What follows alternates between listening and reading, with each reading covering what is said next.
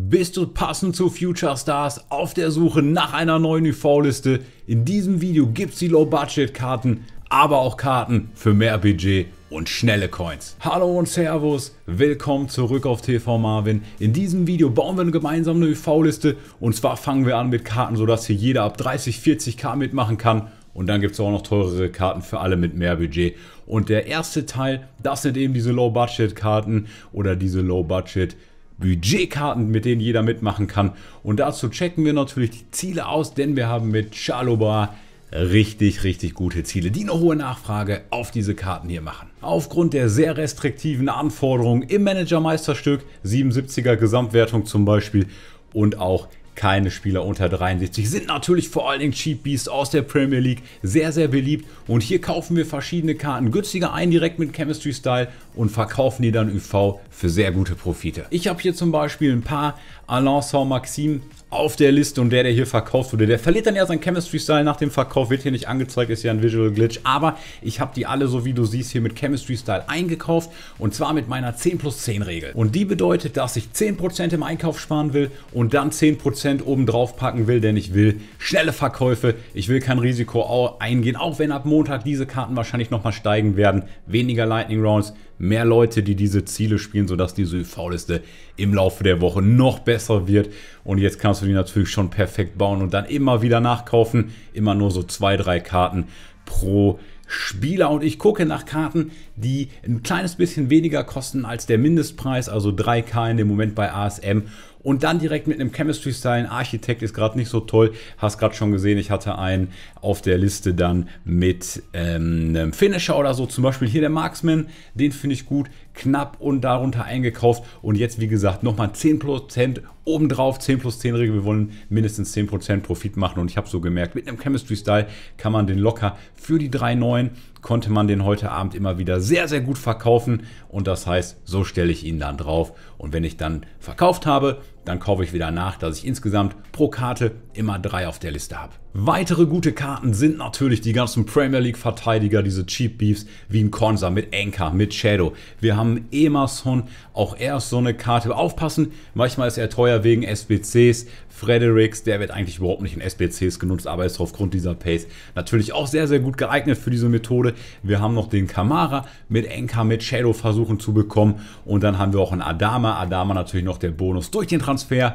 Könntest du ihn auch ganz lange aufheben für ein paar Wochen und dann verkaufen, aber auch direkt mit Chemistry Style UV, genauso wie Podence als linker Spieler. Und bei diesen Spielern wie Adama, Podence, da kannst du auch immer gucken, dass du einen Positionswechsel zum Beispiel drauf hast. Wenn du die direkt umgeformt auf einen linken Stürmer oder rechten Stürmer bekommst, ist das natürlich auch nochmal wertvoller im Verkauf. Sehr gut funktionieren auch Torhüter mit 75er Rating, wie zum Beispiel Karius oder so. Die versuche ich dann über Gebote sehr günstig zu bekommen.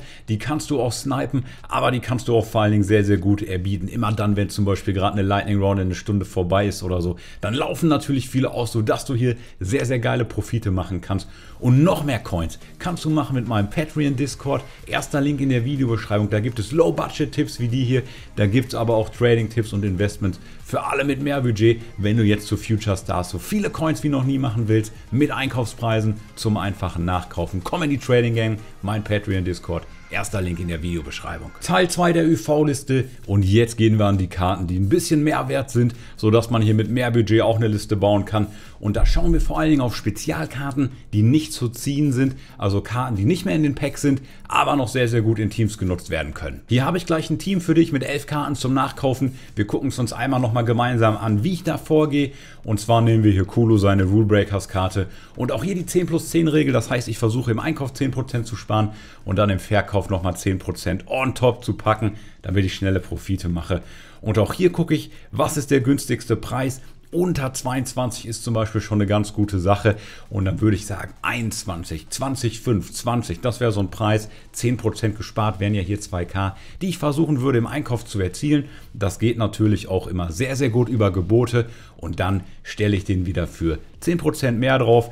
Also ich gucke, welche Karte kann ich irgendwie bekommen, so für die 20k und am besten mit einem Chemistry Style. Bei Kulu würde ich jetzt zum Beispiel einen Hunter nehmen. Wir haben einen Isaac dabei, einen El Sharawi, Fati, Mendy und Ramsdale, die beiden Torhüter aus der Premier League. Wir bekommen ja noch diesen Japaner von Arsenal als Future Stars Karte. Das kann dem Ramsdale natürlich nochmal helfen.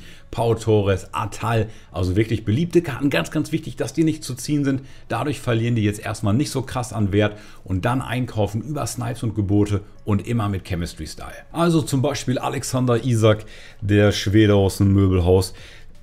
23,7, 24, da kommt keiner per Sofortkauf zum Einkaufen mit einem Hunter. Ich suche hier direkt mit einem Hunter. Aber 25 geht das los. Ich weiß ganz genau, dass der relativ einfach über Gebote zu bekommen ist. Und wie so ein Fernsehkoch habe ich da natürlich schon mal was vorbereitet. Falsche Liste, Kandidatenliste, da wollte ich hin. Ich habe den einfach im Laufe des Abends günstiger erboten. Der ging für 22,7 durch. Den kann ich jetzt ein bisschen teurer draufstellen für 25,7 oder so. Und guck, dass du dann mit jeder Karte da kleine Profite machst und viele Verkäufe generierst. Nächste Kategorie an Karten, das sind Abstoßinforms. Wir werden sicherlich durch die ganzen Token nächste Woche wieder so eine SBC kommen, 84 plus Spielerwahl oder sowas mit alten SBCs oder irgend so ein Kladderadatsch halt, wo man dann ja untradable Karten bekommt und eben wieder ein Token verbaut ist, sodass viele Leute das machen werden. Diese ganzen Low-Rated Informs, die sind alle auf 12k und so damit gestartet, gestiegen im Hype. Bei manchen SBCs waren die sogar bei 15k, das heißt, die kannst du entweder jetzt investieren oder auch schon UV draufstellen. Guck, dass du die so um die 9500 erbietest, dann kannst du die jetzt schon für knapp unter 12 draufstellen. Oder eben warten, bis wirklich diese SBCs kommen und die dann im Laufe der nächsten Woche mit saftigem Profit verkaufen. Nächster Verkauf ist reingekommen von ASM. Du siehst, diese Low-Budget-Karten gehen. Ich habe ein paar von den teureren Karten jetzt hier auf die Liste gepackt. Werde die noch ausbauen. Wir haben viele Einkaufschancen. Und dann auf jeden Fall würde ich sagen, was verlinke ich dir hier? Check einfach das Video, was dir von YouTube empfohlen wird, aus und abonniere den Kanal. Sehen wir uns im nächsten Video. Ich bin raus, der Marvin. Servus. Ciao, ciao.